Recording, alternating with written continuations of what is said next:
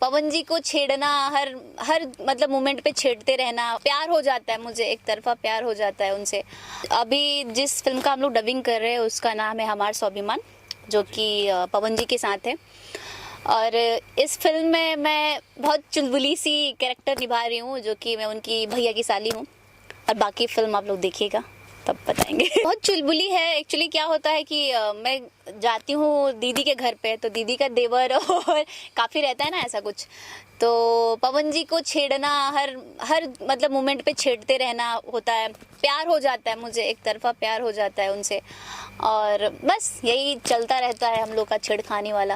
प्यार परवान नहीं चढ़ता, हर सच्चा प्यार अधूरा रह जाता है, वही हाल है मीरा का प्यार अधूरा। ये एक तरफा प्यार है, मैं इनसे प्यार करती हूँ, उनसे प्यार करते हैं। बहुत ही यादगार है शूटिंग का।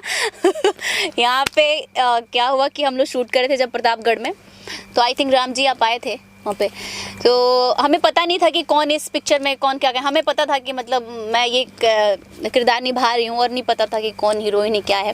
तो एक किस्सा ऐसा हुआ था कि एक आर्टिस्ट है, उनका नाम नहीं लेना चाहूँगी, सामने ही बैठे हुए हैं वो, तो उन्हीं की हीरोइन थी।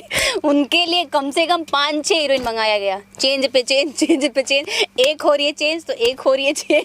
बाकी आप उन्हीं से पूछ सकते हैं जाके कि क्यों ऐसा चेंज करवा रहे थे। यही इंटरेस्टिंग है, क्योंकि हम लोग खुद नहीं समझ पा रहे थे कि भाई इतनी सारी लड़कियां क्यों आ रही हैं, किस लिए आ रही है, एक बंदे के लिए इतनी सारी क्यों। बाकी तो हम लोग फिक्स ही थे, बस यही इंटरेस्टिंग और मज़ा आ रहा था शूट करने में। काफ़ी अंजना जी के भी साथ, पवन जी के साथ मज़ा आ रहा था।